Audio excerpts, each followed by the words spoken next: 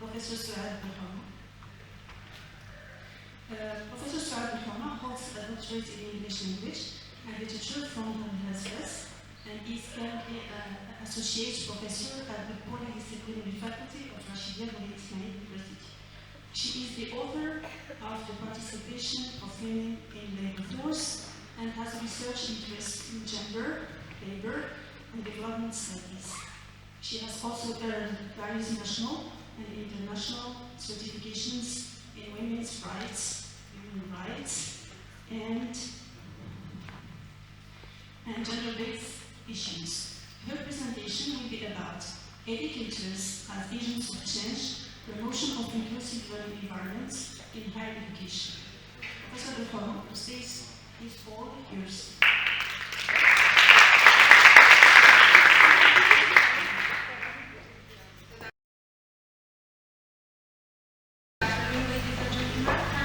So first of all, let me congratulate Professor Khalili for the successful conference and for the choice of the topic.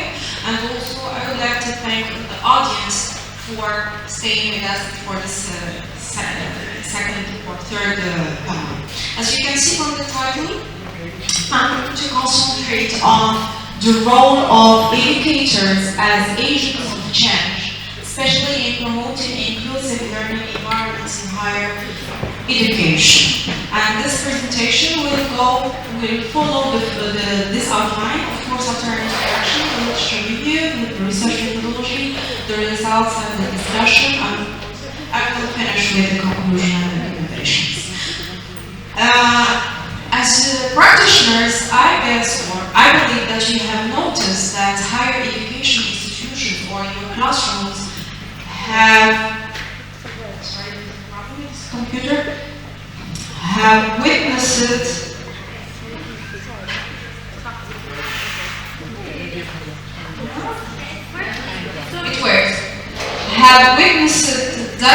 diversity in terms of the enrollment of students. When I say diversity, it's an increase in students coming from different cultural backgrounds, linguistic backgrounds, socioeconomic backgrounds, and so on. What's going on? Yeah, learners now come from a wide range of cultural, linguistic, socioeconomic, cognitive backgrounds, each bringing distinct perspectives, needs, and challenges into the classroom. This transformation demands a shift in pedagogical approaches to ensure that all students, regardless of their differences, benefit from equitable learning environments. Therefore, a university is inclusive when it assumes an inclusive culture that consolidates a common language among educators, which considers differences among students as an opportunity to enrich knowledge.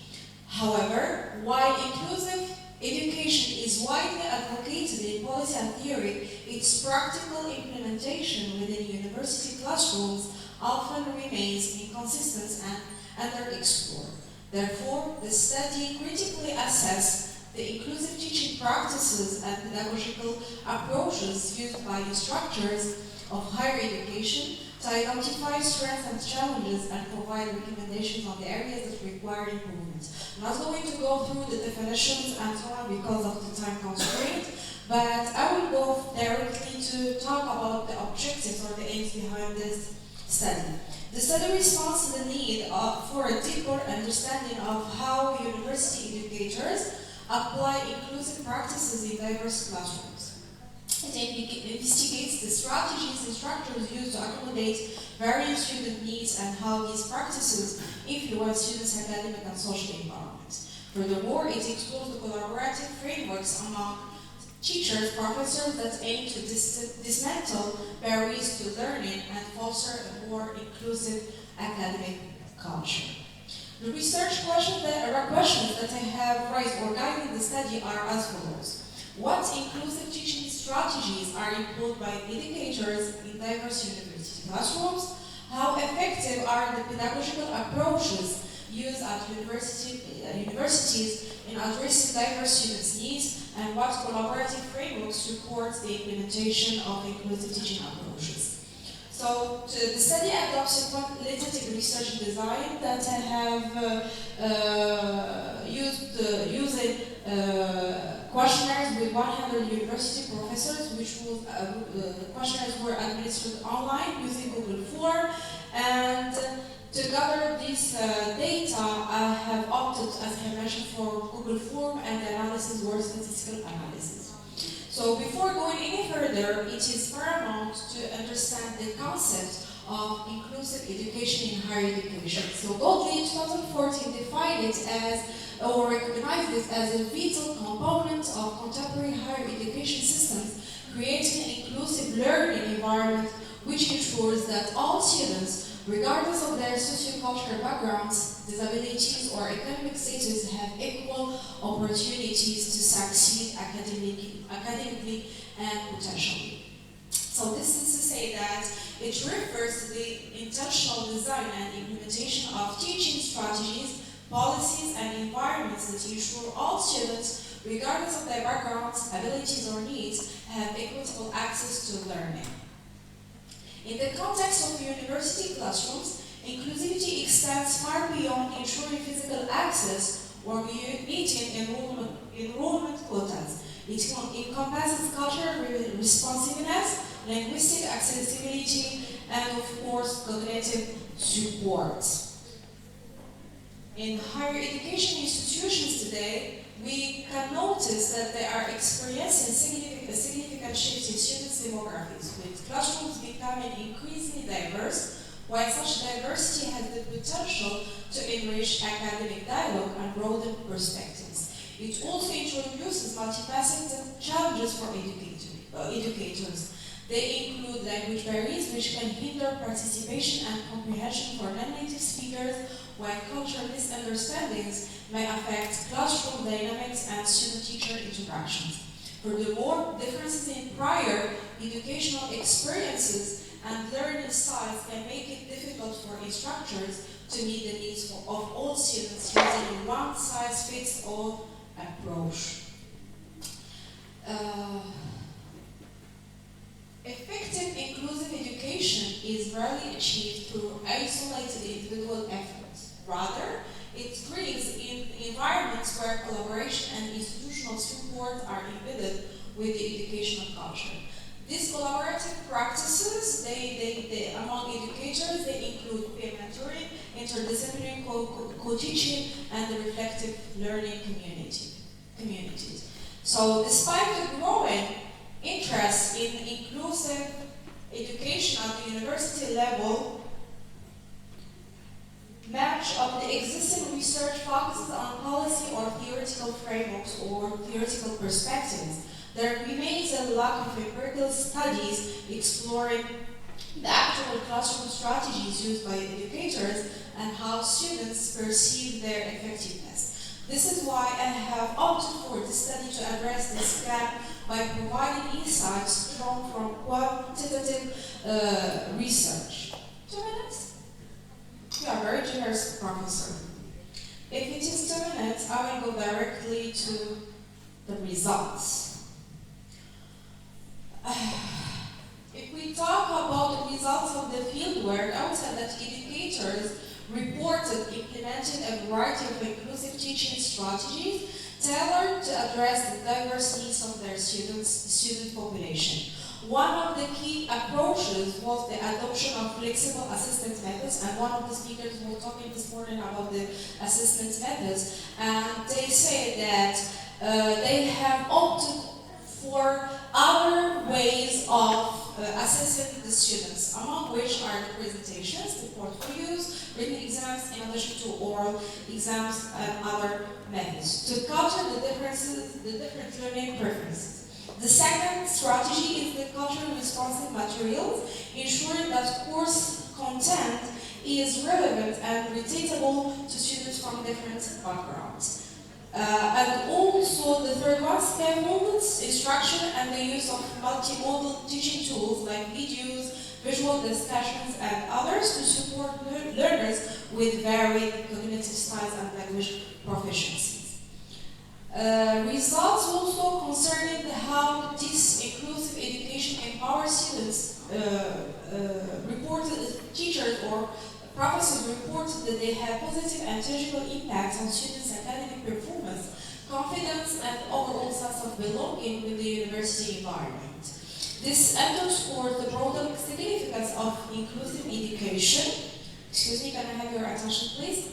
It not only supports academic achievement, but also enhances students' emotional well-being, reduces anxiety, and fosters a stronger sense of community within the classroom. And here, these results go hand in hand with the saying of Hawkins and all, who said that when students feel seen, supported, and valued, they are more likely to contribute meaningfully to their learning environment, collaborate with peers, and persist in their academic journeys. Educators consistently highlighted that the success of inclusive teaching often focuses on collaborative efforts, both within peer networks and through formal institutional frameworks. Many describe the value of sharing best practices with other colleagues and with institutional support system, of course. And excuse me to say that we lack this institutional support system in some of our institutions. The second thing that they sharing best practices with colleagues and engaging in faculty workshops centered on equity, diversity, and inclusion. However, participants also identified significant barriers to meaningful implementation, including time constraints, inadequate administrative backing, and limited access to structured training opportunities. Unfortunately, despite notable progress in implementing inclusive practices, educators highlight that there are a lot of challenges that they face during their teaching process, among which are the following: large class sizes, language barriers, assessment fairness, and lack of tailored teaching methods. Collectively, these challenges underscore the urgent need for systematic and structured reforms in higher education, providing language and academic support services, diversifying assessment strategies, investing in continuous professional development, among others. Because Professor is pushing me to conclude, I would say that the findings reveal that inclusive teaching is not only possible, but highly impactful when educators are intentional, flexible, and student-centered in their approach. The study highlights that when instructors adopt inclusive strategies such as differentiated instruction, culturally responsive teaching, and flexible assessment, they create learning environments where students feel valued, supported, and empowered. Thank you very much for your attention.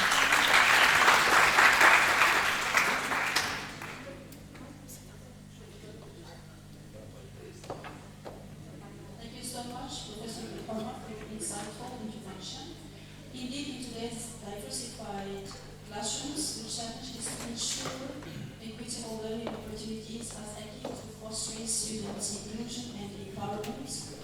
The study of Professor Beltrame highlighted how university educators implement inclusive practices to support students from varied cultural, linguistic, socioeconomic, and linguistic backgrounds. And this is what exactly we are studying together in individual learning differences with students, if you remember.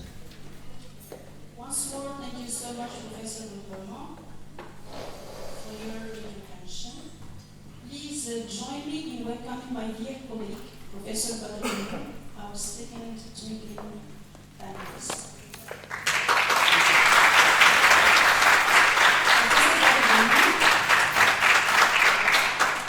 Professor Badr is Associate Professor of English Studies at ESEF Kendra.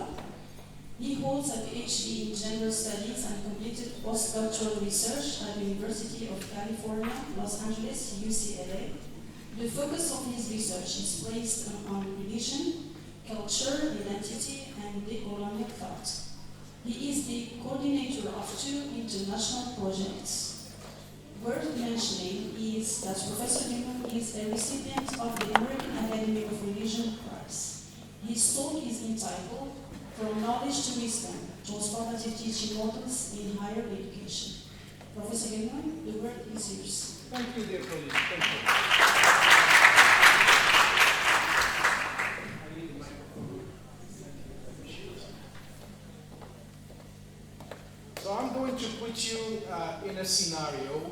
is a real-life scenario. Well, during a typical group assignment in one of my modules, the one that is entitled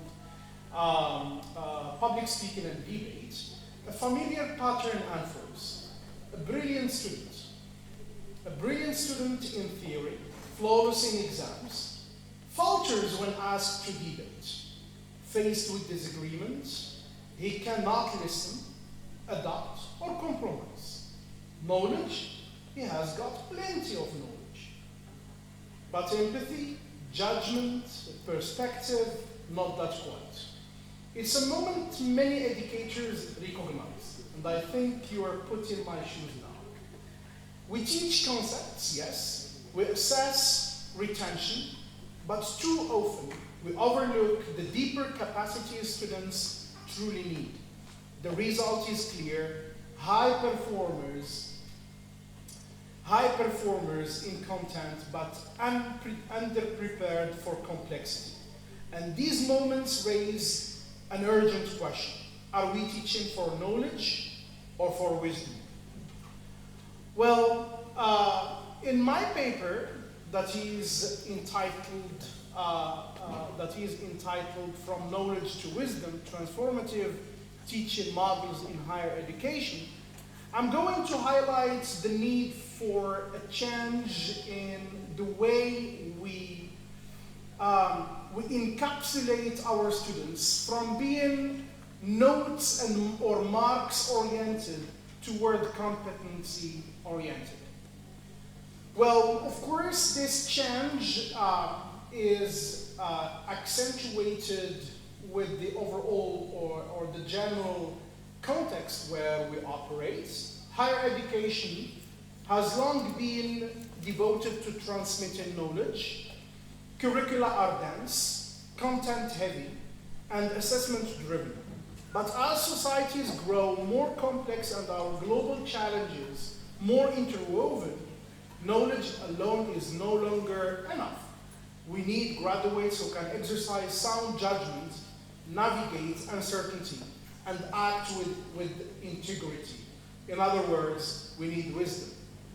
Now, the central question this paper explores is: how can we as educators transform our teaching practices to cultivate wisdom in our students, not just knowledge? Wisdom in this context is not that philosophical. It's practical and developmental. According to recent research, including the work of Grossman et al. 2020, wisdom includes cognitive, reflective, and affective components. It is characterized by, first, intellectual humility. Intellectual humility, which is the ability to acknowledge what one does not know, to remain open to being wrong, and also to recognize that learning is a lifelong process. And I'm going again to put you in a real-life situation. In a master's seminar on political science at Muhammad V University, the instructor introduced a weekly exercise called Challenging Assumptions. Students were asked to write a short commentary on a current event, followed by a group peer review where colleagues deliberately pointed out potential blind spots, biases, or missing perspectives. What's the outcome? Over time, students learned to welcome constructive critique and to say, I had not thought of it that way. Which is rare in environments where academic assertiveness is often mistaken for authority. And Professor Mochid was talking about power. This practice normalized the humility as a scholarly strength rather than a weakness. Another component of wisdom in education is perspective taking, which is that involves understanding and appreciating different cultural, social, or disciplinary perspectives. It's key to reduce bias and foster inclusive dialogue. And maybe students here, my students are, among the audience, I always talk about cultural intelligence. Well, another real-life situation, which is at the National School of Commerce and Management, University of Tangier, during a module on international marketing, students worked in mixed groups to develop campaigns for products aimed at various Moroccan regions, including the Rif, Sousse, and Sahel. Each group had to present their understanding of local consumer behaviors and cultural sensitivities. What's the outcome? Students from urban centers like Casablanca or Rabat were initially unfamiliar with the social codes and traditions of rural or Amazigh communities. The project required them to interview local stakeholders or classmates from these regions, encouraging empathy and cross-cultural awareness. It became an eye-opening experience in national diversity and the dangers of monocultural assumptions. Another component of wisdom is contextual reasoning. That is, the ability to apply theoretical principles to specific, often ambiguous real-life situations. And it moves the students from abstract problem solving to situational judgment. And another classroom practice, which is in a master's program in l'INAS, in Tangier, which is l'Institut National de l'Action Sociale. Students in a course on ethics in practice were presented with the case studies drawn from real Moroccan NGOs. One scenario involved a social worker in a rural area faced with a dilemma between reporting a case of underage marriage, which could lead to family conflict and ostracization of the girl, or attempting to resolve the matter quietly through community mediation. The outcome is that students had to debate the legal, ethical, cultural, and practical implications of their choices. The discussion revealed how rigid applications of rules might not always be the wisest route. Instead, students practiced contextual reasoning, learning how to adopt ideal principles to imperfect, complex realities. And the fourth, which is also the last component, is compassion and concern for the common good. And here, compassion, of course, is like a pillar for wisdom. It invites us to see education not only as a personal ascent, but as a collective responsibility. It teaches us that knowledge gains meaning when it is used to uplift the status of others. Now, I have this project for les EF students and for BDE. So let's please imagine this with me. A group of future educators at EZF of Knitra come together around a shared dream. Thank you. Not just to teach, don't teach, but to transform lives. As part of the BDE activities, an activity should revolve around civic engagement and educational innovation. To launch a project called, for example, Words That Grow, in the heart of the Gharb region. We are in the Gharb. The idea is simple but powerful. Students design and lead mobile storytelling workshops in rural schools where educational resources are scarce. Using tales in Darija or Amazigh or even in French, they craft simple illustrated storybooks that reflect the children's own cultures and realities. These books become tools of both literacy and identity affirmation. But this is more than a reading activity. It is a chance for EZF students to practice pedagogical compassion, to adapt their methods, listen deeply to communities, and witness firsthand the ethical weight of being a teacher.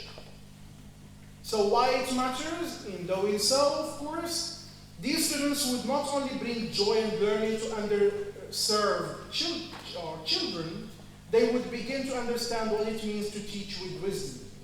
They would see that being a good teacher is not about managing a classroom or delivering content. It is about seeing the child in front of you, listening to the community around you, and asking yourself, how can knowledge serve others? So, I don't know, maybe time goes by so quickly, right?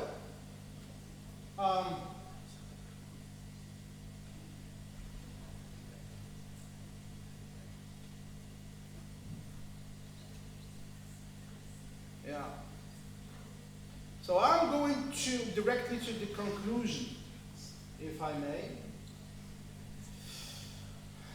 So let's return to the story of that struggling student.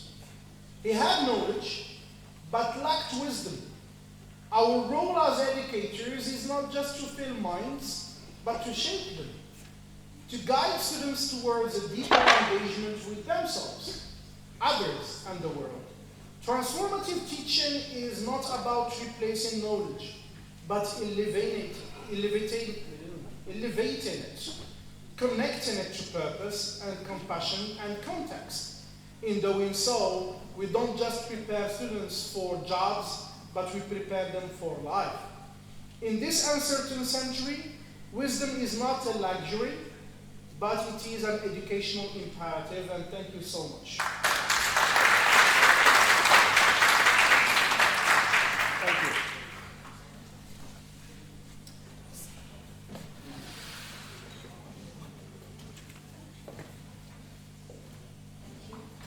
Many thanks, Nicole, for your illuminating talk, in which you have explored, thank you, the shift from traditional knowledge transmission to wisdom-oriented education and higher learning.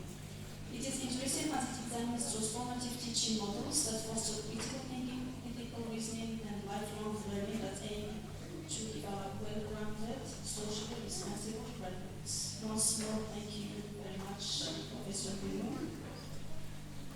And now I'm delighted to introduce you to our fourth speaker, Dr. Hayat Nasseri.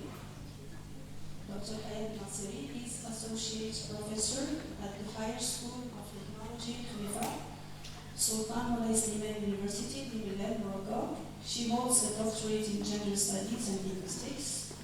She was a member in the pedagogical team of the master program in gender studies. She has published articles in different national and international academic journals and conference proceedings.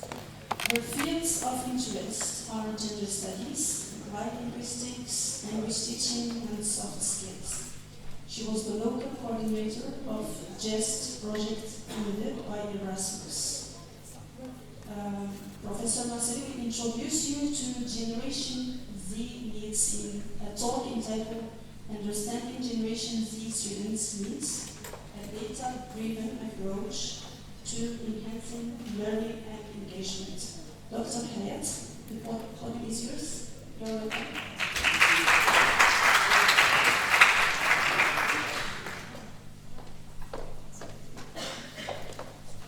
Thank you, Professor Abulkasim.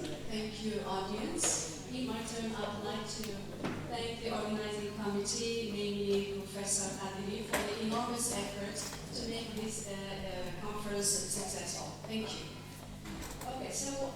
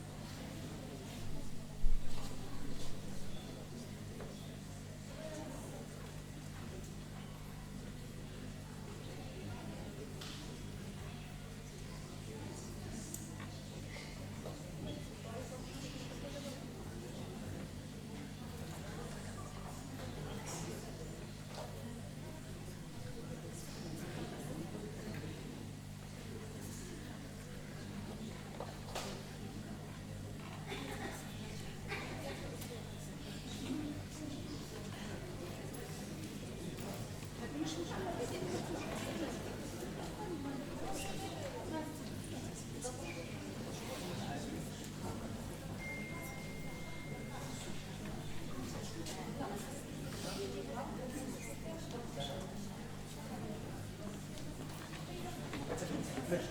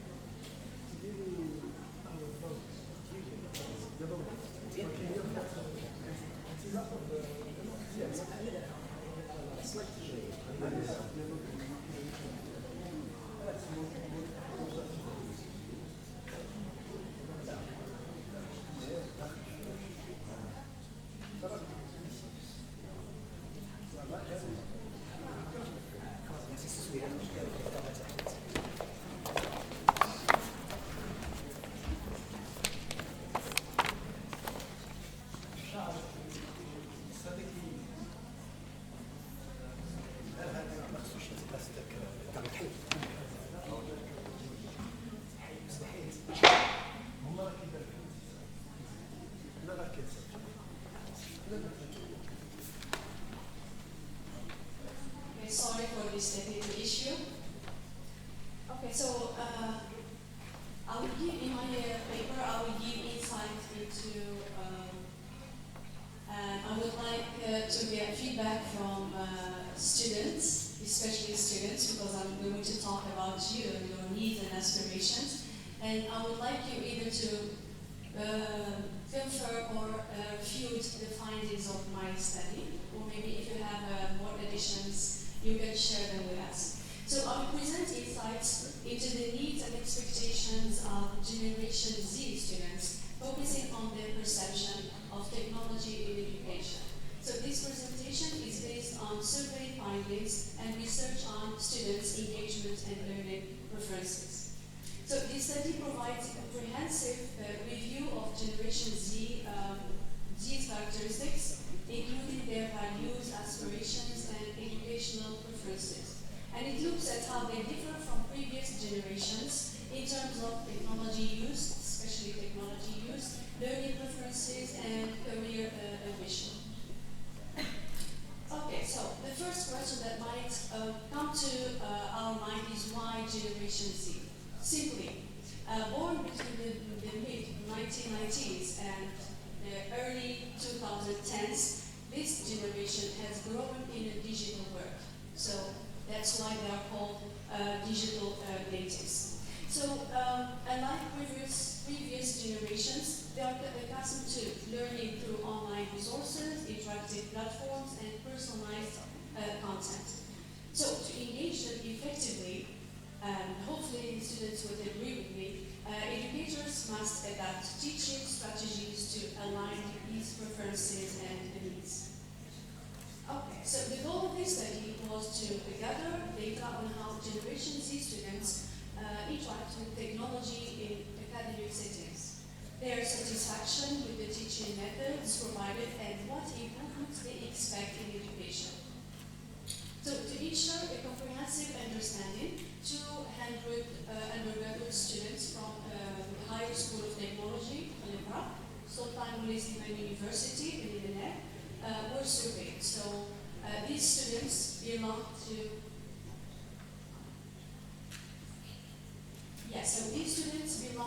diverse disciplines, and of course it's on our purpose to get diverse attitudes and perceptions, and also to get clear feedback. So the survey included both quantitative and qualitative questions to capture detailed insights. So let's delve into the answers and perceptions of students. So I opted for, I would say, the main or the most striking or important answers, and I would like to share them with you. So the first one regarding how do Generation Z students prefer to learn.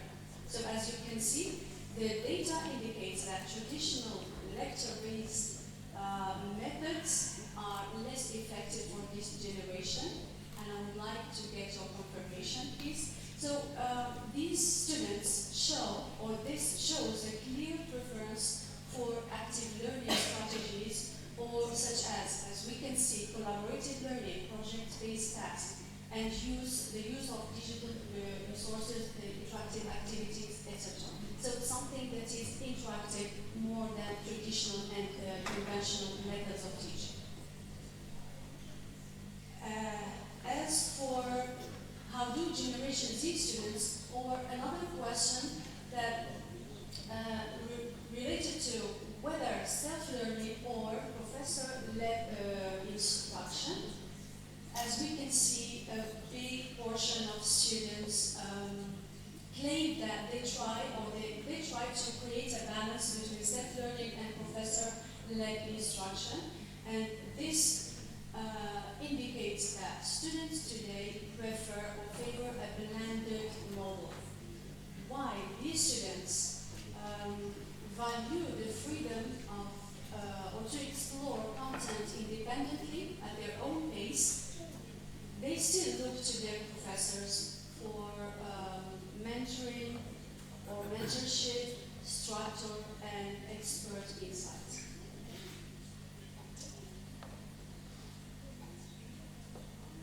Yes, so another question that they answered is the use of technology in the classroom.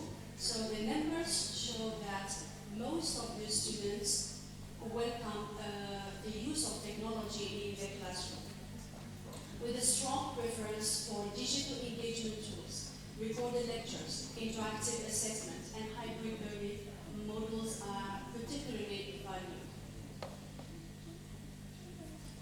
Okay, another question, which is the preferred innovations in teaching methods.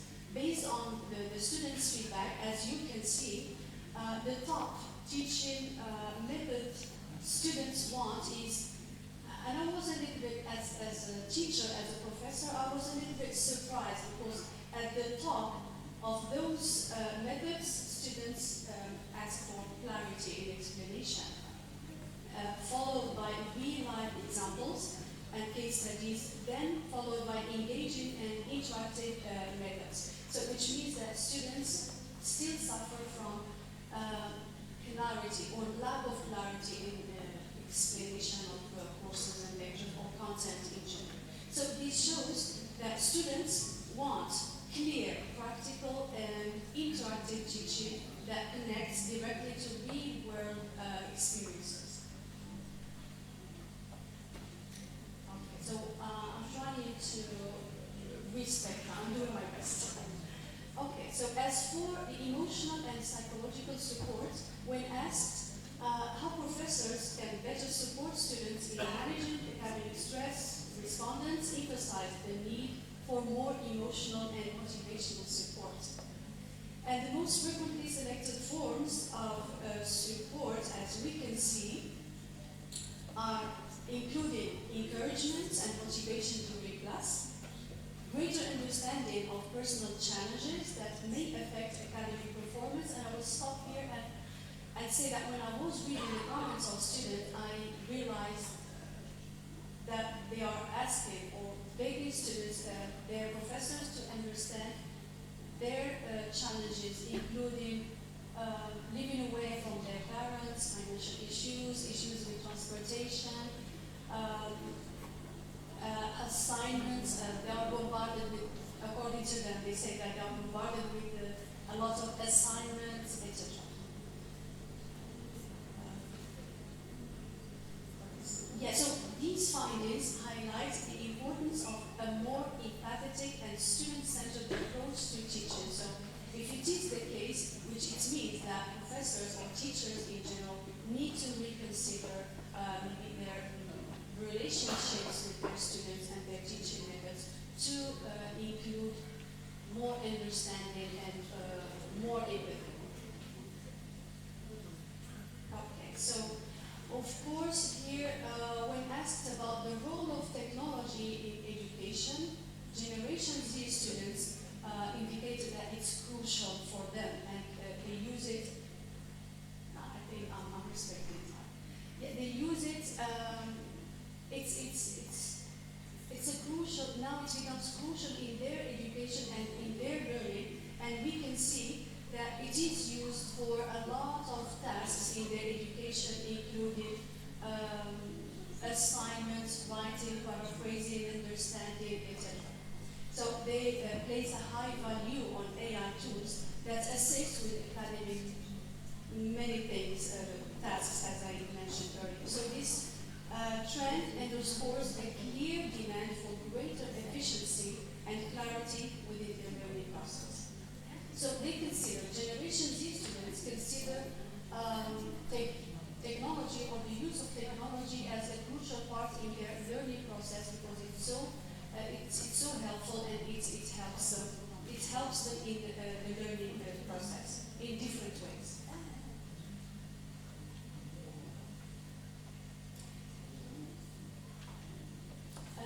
Maybe the most disappointing answer I read in this survey is when they were asked how confident are you that your education is preparing you for the real world.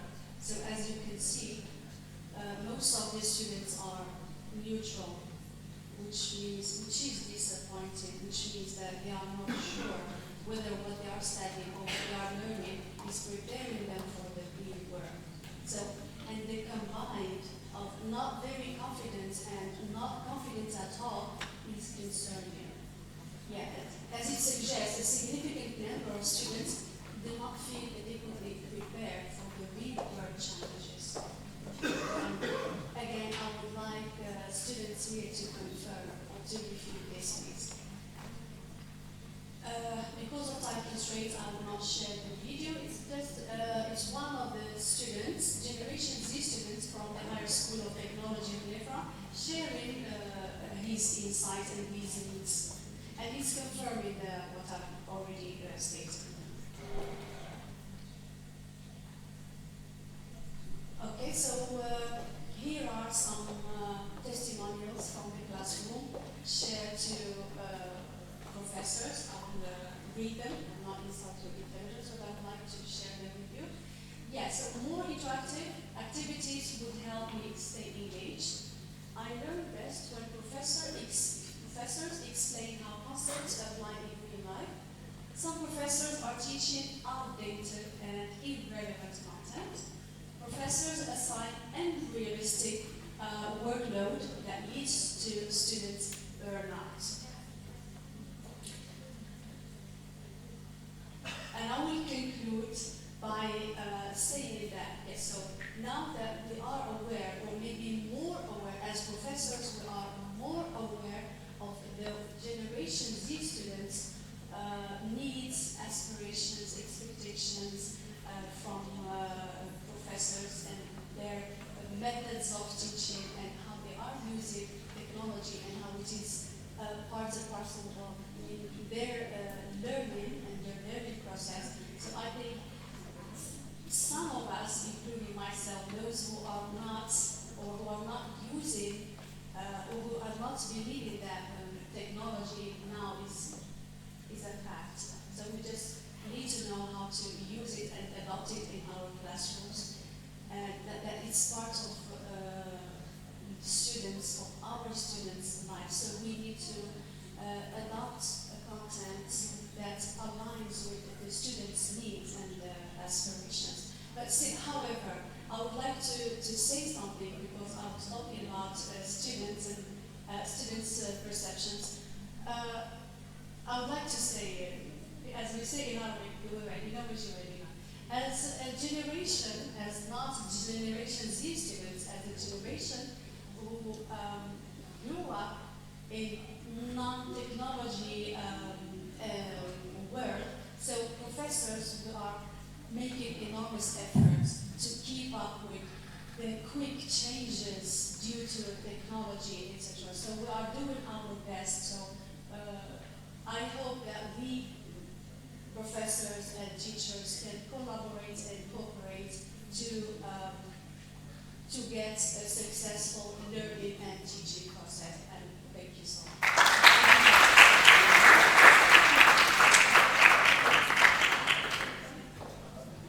So I was very interested in meeting Professor Hayat. Thank you for the insightful talk in which you have evaluated the unique expectations and needs of Generation Z students in higher education. In her talk, Professor Nasseri points the important traits of Generation Z learners. One of them is high levels of digital literacy and a strong preference for individual instruction.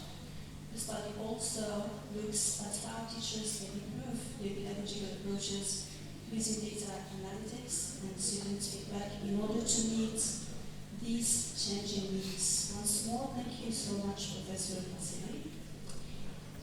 And now it is a giant pleasure to hand over to my classmate since high school and college, Professor Abdullah Said. Professor Abdullah Said is Associate Professor of English Language and Communication at the Polydisciplinary Faculty of Rashidiyya Ismail University, Morocco. He is a member of a multidisciplinary research lab on language, culture, gender, and development studies. He is currently working on translation, media, gender, artificial intelligence, and discourse analysis. Today, he will introduce you to a very crucial issue about reading in a talk entitled Reading Circles and the Promotion of Deep Reading, FEE Bachelors of Education students as a case study. Professor Said Rados.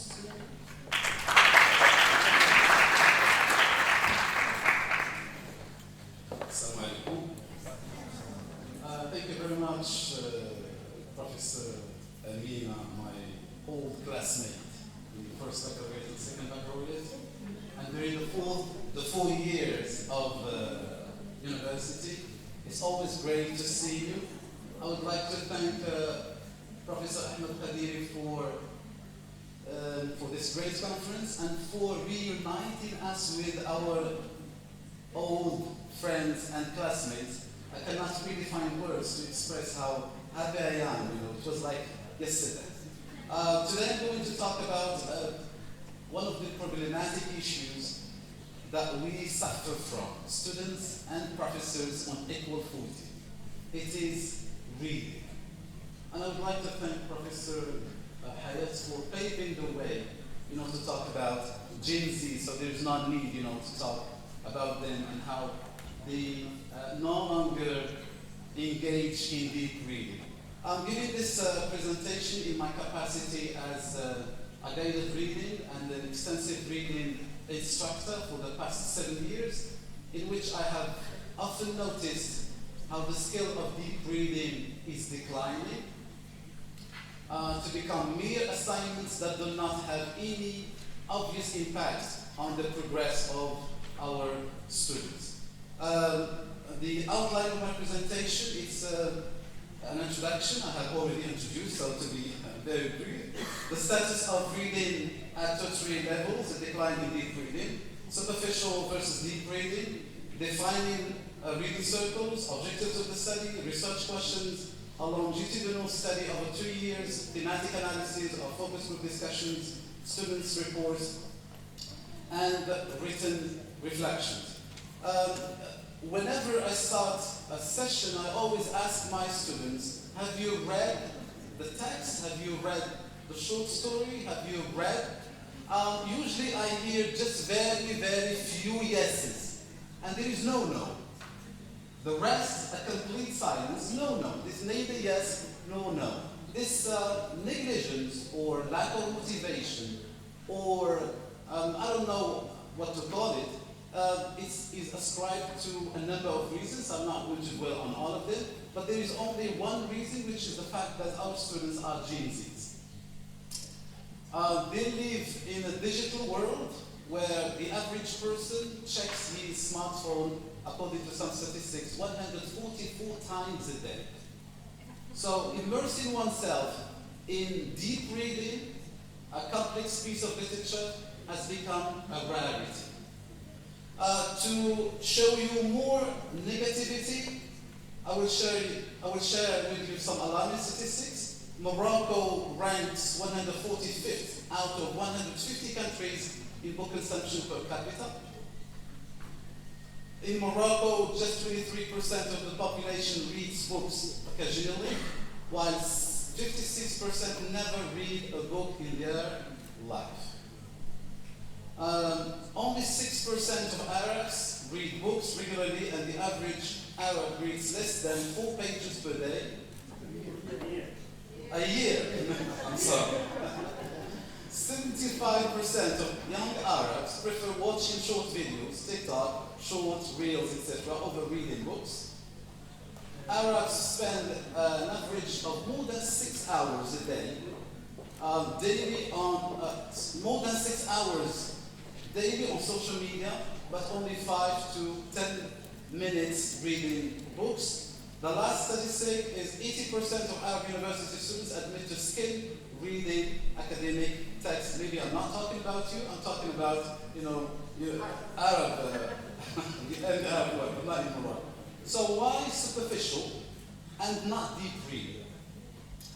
There is only one reason. There are so many reasons, but the only one reason is the fact that our students, being Gen Zs, they live in a world full of notifications, full of messages, full of distractions.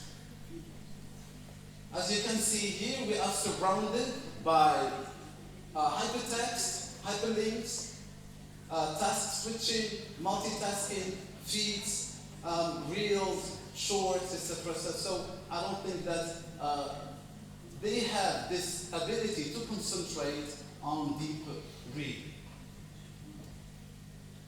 There is an interesting book written by Nicholas Carr, The Shallows, describing people as sathiyun because of the net, because they no longer engage in reading, deep reading. I mean, superficial, yes. Most students, they can show this engagement in reading superficially text only for exam needs. I mean, they don't engage, in reading complex pieces of text.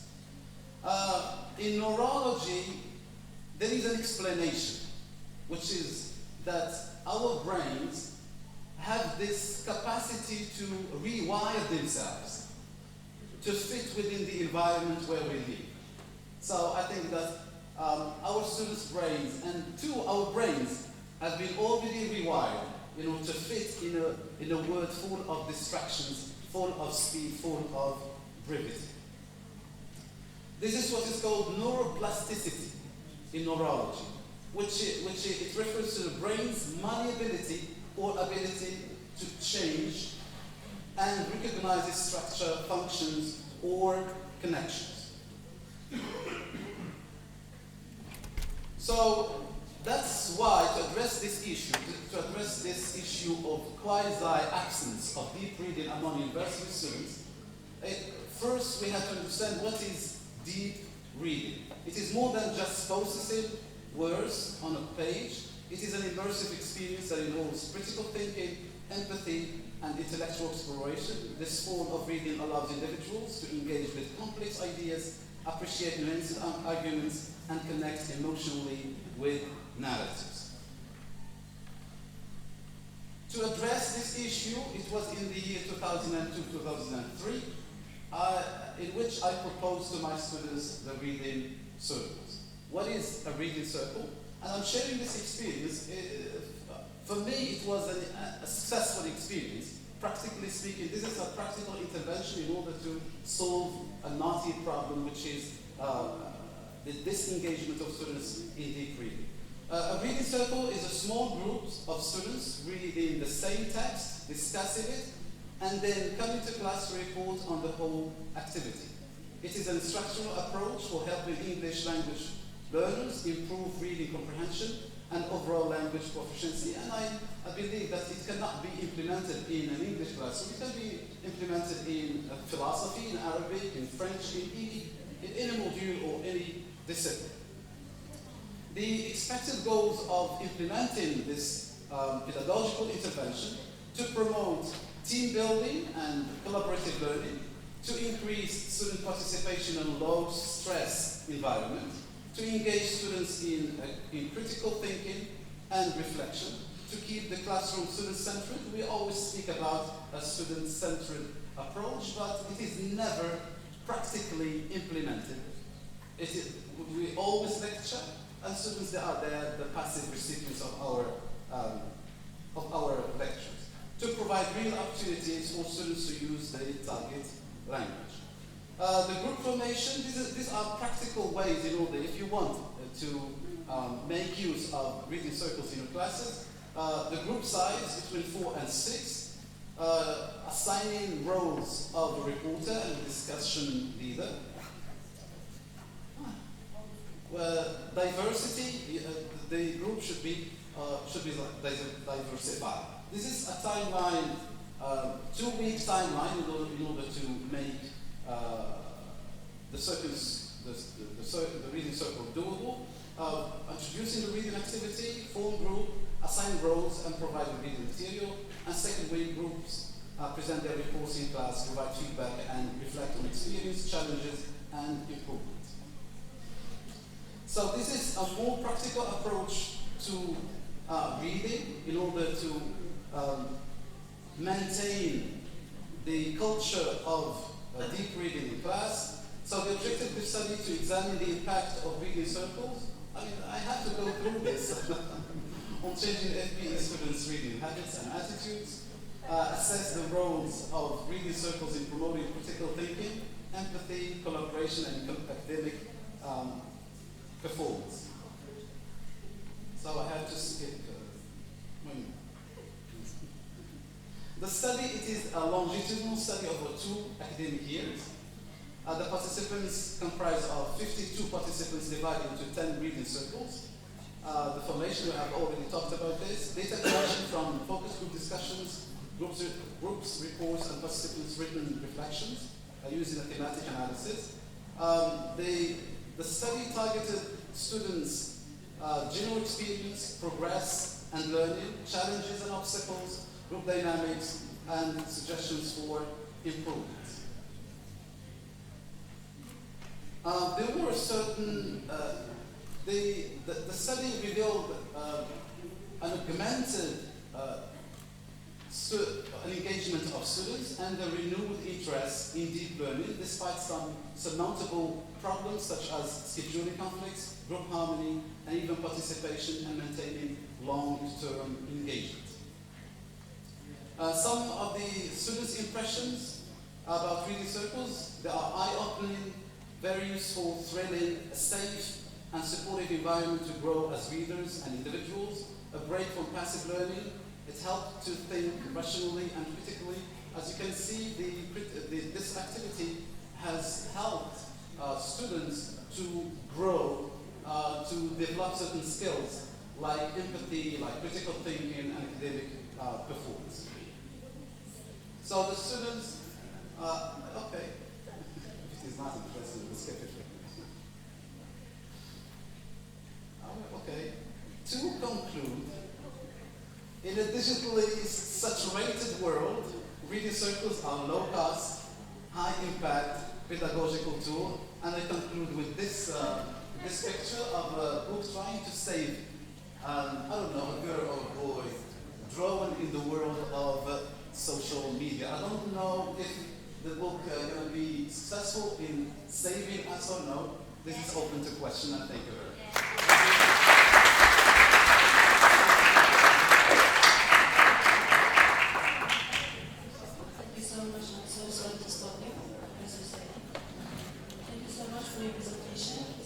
Professor now touches upon a very crucial issue, which is the declining role of reading with the rise of the internet and social media habits, which have negatively impacted the learning and the critical thinking of students after being for long central to language learning and language acquisition.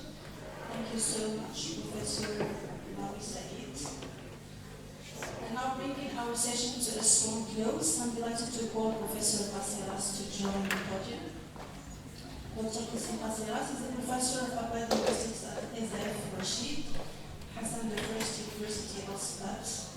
He holds an MBA and an MED and a PhD in linguistics with a focus on quality teacher education.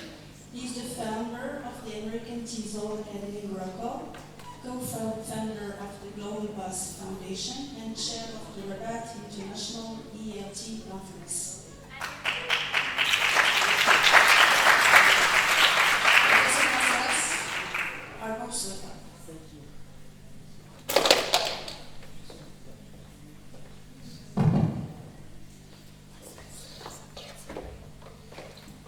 Hello everyone, it's my great pleasure to come here to this very interesting institution, DZEF. I was working here as a part-time professor. Hopefully I'm at DZEF in start and I came back here to share with you a very interesting study. It's very unique because today I'm going to travel to 3 nations. There are 3 classrooms, okay? A classroom in Morocco, a classroom in China, and a classroom in Vietnam. Cultures are different. The system is different. But one thing that is not different and sparks motivation, it is the power of play. And my study is a comparative study on gamification in ESL classrooms across 3 countries, Vietnam, China, and of course Morocco. But let me specify, here I'm talking only about Moroccan ESL teachers in Morocco, Moroccan ESL teachers in Vietnam, and Moroccan ESL teachers in China. Okay.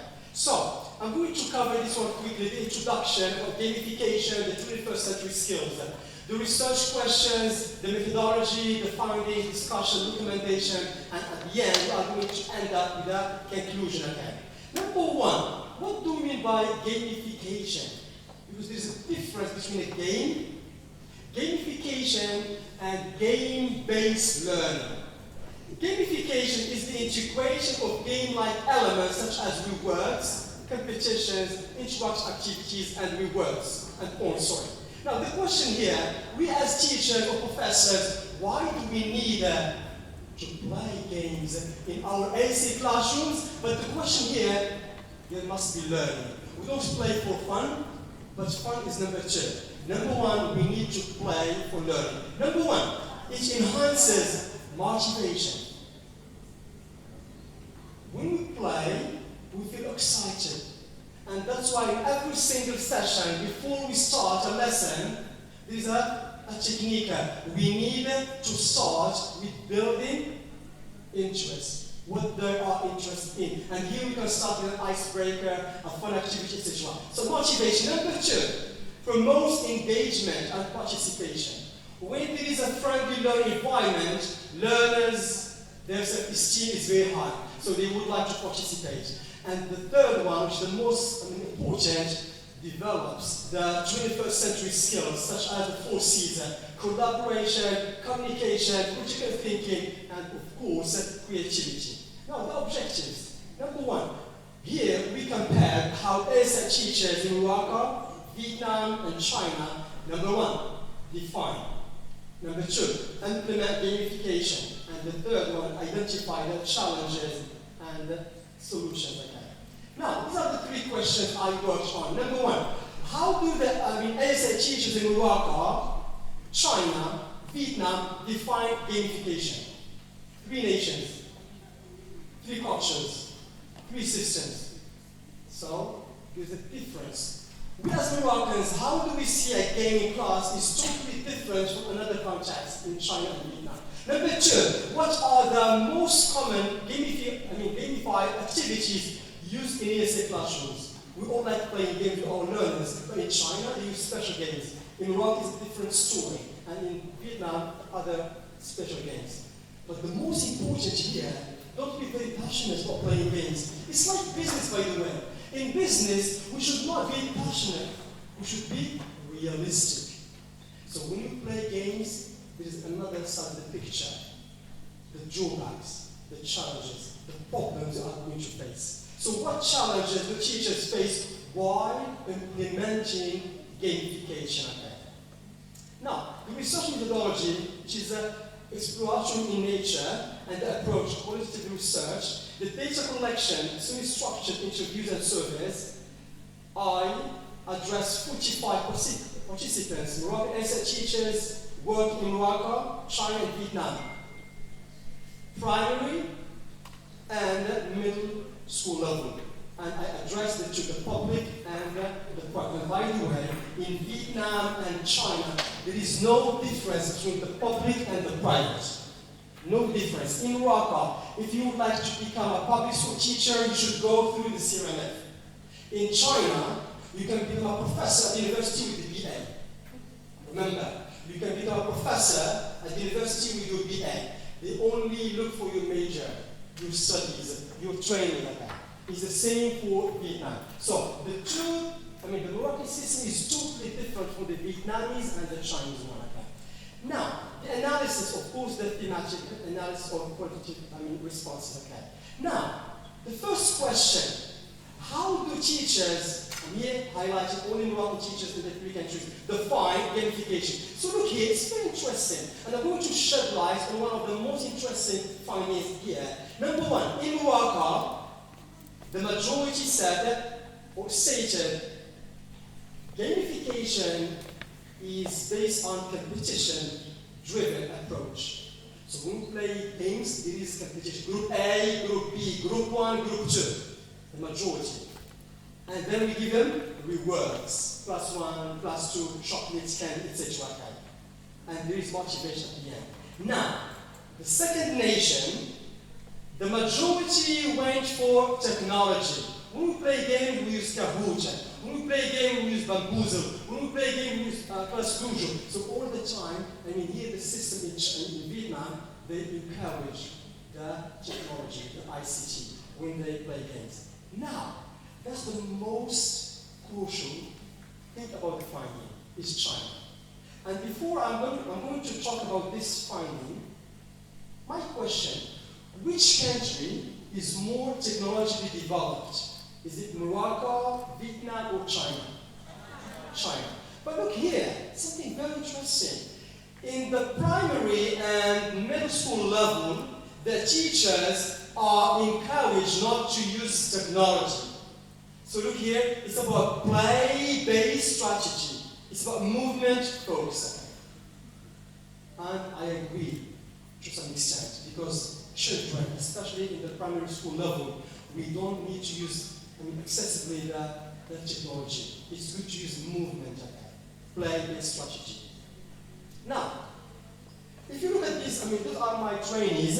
We train at American Chess Academy, and now some of them are in China and some are in Vietnam. Now, based on the first finding, look at the picture and then choose the right answer. The gamification, if you look at the picture, is it a Moroccan classroom, a Vietnamese classroom, or a Chinese classroom? What do you think? Based on the finding, remember, in Morocco, what do we have? We have competition, rewards, motivation. In Vietnam, technology, and in China, movement. Okay. So, which classroom here? Thank you, it's China. It's okay now? This is made, okay. Now we have nice jobs in China, and these findings came from Vietnam. So in the primary school level, we are encouraged to use more movements, body language, okay, than the technology. The second, common gamified activities in ASL classrooms are the games types, okay, they use. In Morocco, the majority went for couscous game, vocabulary, bingo, quiz competition, flashcards, role-playing, and board games. These are kind of traditional. We call them the board games. We use the whiteboard there. Okay. And number 2, in Vietnam, what are the games? Okay, they're very common.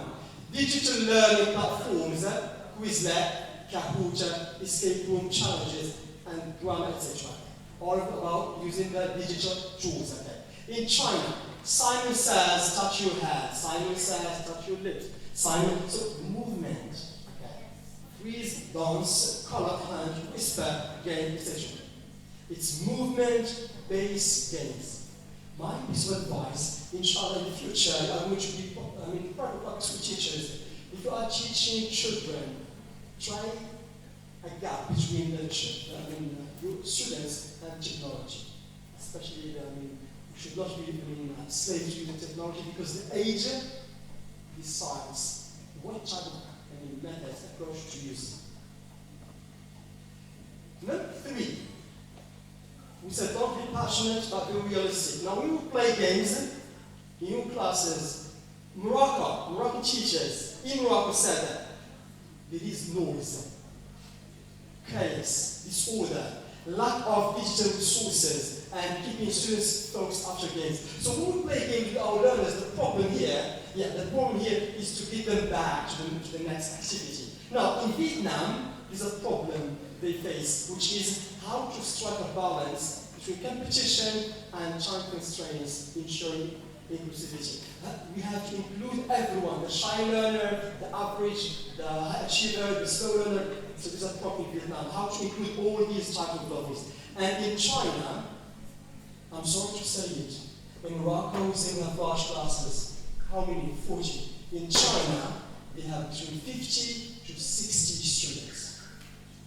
50 to 60 students. And the Chinese education system is over the top. And there are about 60 learners in one class. Large class sizes, parental concerns, parents are more concerned. And the most important, how to explain rules, effectively. And Moroccan teachers, they face some problems like the names, how to pronounce names. It's difficult to remember and to pronounce names. You are playing games, you need to address the learner with his first name or family name. But the majority of Moroccan teachers, one of the problems is how to pronounce their names. Now, look here. A Moroccan teacher in Morocco said, games are good, but they have so many drawbacks. So I'm scared of the problems. And Moroccan teacher in China, you cannot imagine how games are important in this education system. I still remember Yusuf from Nadu, who is now teaching in China. He told me, you cannot imagine. You need to remember to have a lot of games again. The Chinese system is based on gamification. Okay. And Moroccan teacher in Vietnam, we are encouraged to play games, but by using digital tools. Okay. Now, this fashion curriculum, please, okay. The similarities between the 3 nations. Number 1, gamification boosts students' engagement and motivation. The 3 nations agreed there is engagement and motivation. Number 2, a mixture of interactive, competitive, and team-based games. And the most important, the 3 nations, the 3 classrooms agreed there is noise, chaos, etc. Now, the differences between Morocco, Vietnam, and China. Number 1, in Morocco, we struggle with technology limitations. We have to agree, especially the public sector. We have some problems with using, some classrooms are not well equipped with technology. Okay? But we are very good, professional when it comes to traditional games using the whiteboard. Okay? Vietnam balances digital tools and structured activities, but needs to manage competition. And in China, focuses on movement-based learning, not technology. The focus is on the movement, but faces large class size challenges. Recommendation. Number 1, what do we need there? Teacher training and professional development. Our teachers need to learn how to use games. And I still remember maybe 7 days ago, I posted on Facebook a post about gamification is no longer an option, but it's the oxygen we breathe again. And the majority of Moroccan teachers, comment on that picture, no chaos, no problems, noise. We talk only about the problem. Come on. In China, 60 students are there, and the system heavily focuses on gamification. So we need training about how to use games. Number 2, we need to adapt gamification strategies to local contexts. Okay? Some games brought from England may not work in Morocco, and vice versa. Okay? And number 3, classroom management techniques. We need to have good classroom management. How to manage your classes effectively. We are not playing games. We are learning. Give them clear instructions from the very beginning. And there must be further research. We need to investigate gamification's long-term impact impact also performance and explore best practices for integrated gamification in large class setting. Thank you. Thank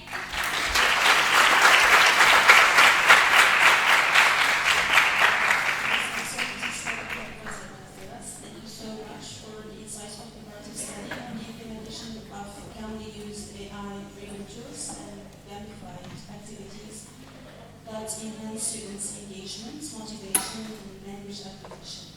This comparative study that combines ESL teachers from Morocco, Vietnam, and China compares insights from different educational contexts. Thank you so much, Professor Caceres, for this insightful intervention.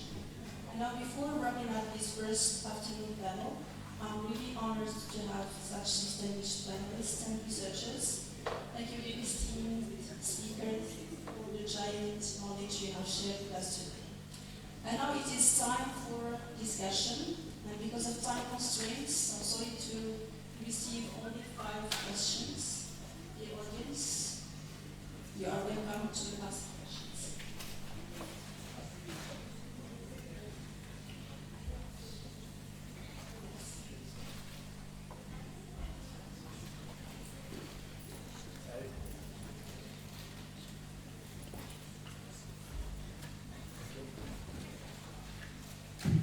Okay, good afternoon, everyone. First of all, I'd like to thank the 5 speakers for their very insightful presentations. I would like just to share something with Professor Said Abrouri.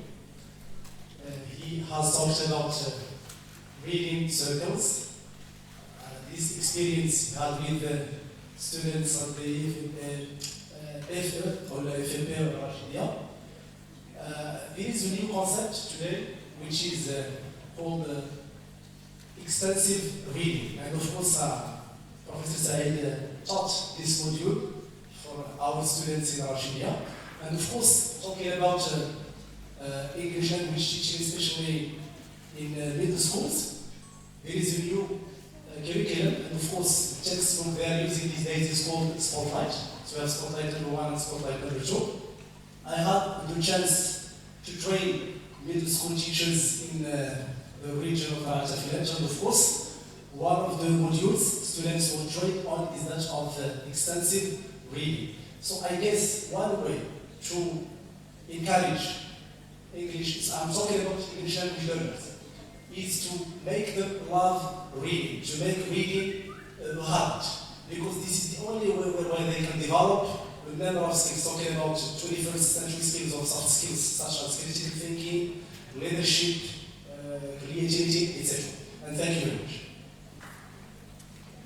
Thank you.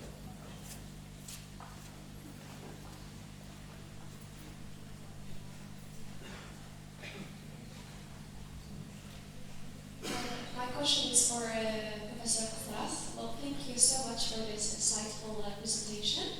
Well, as you know, students are introduced lately to English in the public sector. My question is, given this challenge, how many years do you think it would take for our education system to be ready to apply gamification effectively?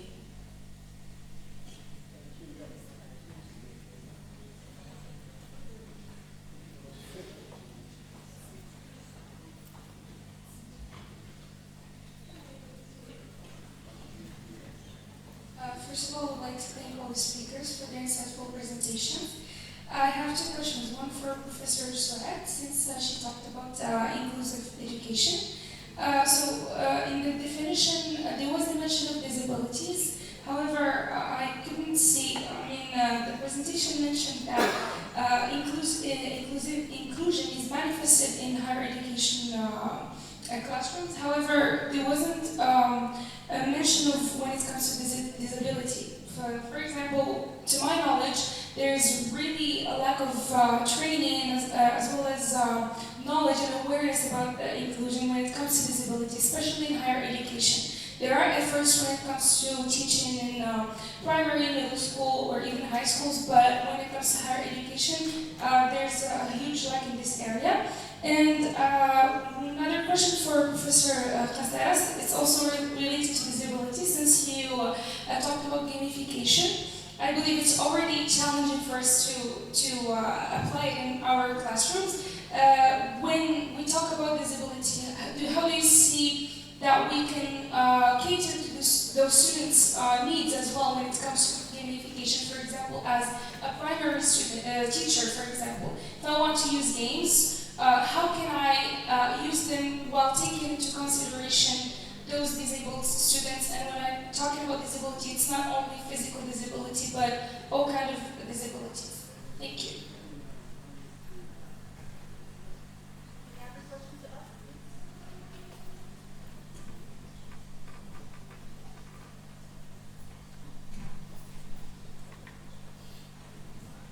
First of all, I just want to thank all the professors for their insightful speeches.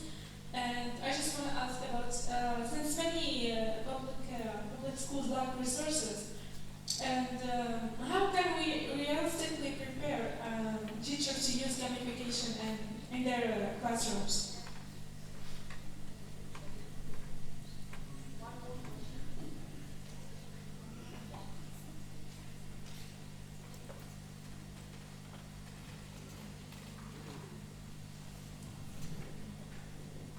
My question is, are these games suited in all types of learning? Like, for example, when we have a complex task, we can't use only games. We must include other things so that students learn better.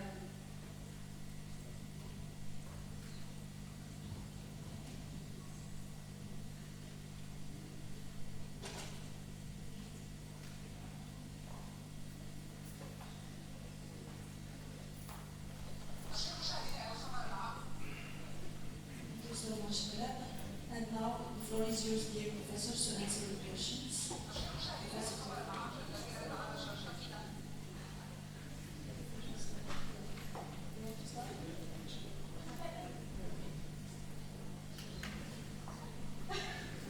First, positive discrimination again. So thank you very much for your question. Actually, the topic is about the disabilities and the inclusive education, but the problem is with the time constraint. As I mentioned in the beginning, as a professor, we have noticed that in our classrooms there is diversity in terms not only physical disability, but also the cognitive disability. So as professors, we have to model out our teaching practices in order to include these students. As a professor of language, I will tell you my experience. Sometimes it is a bit difficult to transfer the knowledge that we have because of the language barrier. As a teacher of English to master students of French, for example, we face a lot of problems with the level and sometimes even with the culture. As a teacher was not belonging to Rashidia, so sometimes we have problems in terms of cultural differences. حاجة اللي عندي أنا عادية عندهم عيب، حاجة اللي عندهم عادية عندي أنا عيب. So sometimes we need to model or to do kind of shift in our teaching practices in order to meet the disabilities. It's not a physical disability, but sometimes it's a mental disability. Thank you very much. It was the only question I was. Thank you so much, Professor. First of all, thanks a lot for the questions. I'm going to start with Darija, who said, وسيلة اللعب، وبركة من اللعب، واللعب غادي يخرج عليك، وبقات لعب. So we are all the time using lab, game, something negative. And gamification is bringing the game, okay, those elements and adding for learning purposes again. So the first question is about how many years. It's not about how many years, because we already implement gamification in working classes. But here, if I compare the public sector and the private one, I can say in the private sector, they play games at ease. Why? For one simple reason, the classes are not large, small classes. In the public sector, number one is mixed ability classes and large classes. And this is another problem, okay, that push teachers to avoid playing games. However, I said if you are a competent teacher, a professional teacher with good class management, you can play games. So there are some teachers with good profile, they play games in the public sector. while others are lagging behind, just complaining. My piece of advice, we as a human being, every single man, what do I mean here by man, the human being, there is a little child going on. And I still remember, I enjoyed my childhood with my grandparents, more than with my parents. Grandparents were very old, but they like to play with as a kid. So why not? Use games with the primary school level, middle, high, and even at the university. And to be honest with you, in Finland, and all the time cite this country because it's one of the first country in the realm of quality education. It's like a method, approach. They start with a game and they end up with a game. Because we as human beings, we like to play. And once they end up with a game, they go home. In the morning, the mother or the father, let's go to school. The son, the little kid, remembers what the last activity was a game again. The second question is with students. I mean, when we play games, we need to ask questions as teachers. Okay, the age of the learner, the time of the lesson, the size of the classroom, the topic, etc. However, you cannot satisfy the needs of all the learners. Okay, we never satisfy the 100%. Okay. I mean, do your best. How? You can put them in different groups and you can assign different roles. And your job is to monitor and to facilitate that. But take it for granted when you play a game, don't expect that the 40 students who interact with you now, some of them may not. How can we diminish this problem by putting them in groups, assigning different roles, and facilitating that? How to prepare our teachers in the future to use gamification is a very good question, and I would love the CRF to have a new module about gamification or game-based learning, because they are going to teach, especially for English, they are going to teach middle school and learners and high school learners. So we need to help them to learn how to use games effectively. And to be honest with you, it's not a matter of what game to use, but the most important is how to use that game. The last question are these games, do these games suit all the students and all the tasks? It's the same answer. When you play a game, number one, is it fluency activity-based or accuracy fluency-based? Is it the beginning of the lesson? Is it the ending? Is it unit number 5 or unit number 1? Is the morning class? Because teaching from 9 to 10 is totally different from teaching from 5 to 6. Even the time, we'll help you to choose. So we take into account the age, the level, the size, the topic, the unit, all these we take into account. Then we can think about the right game to play. And thank you so much.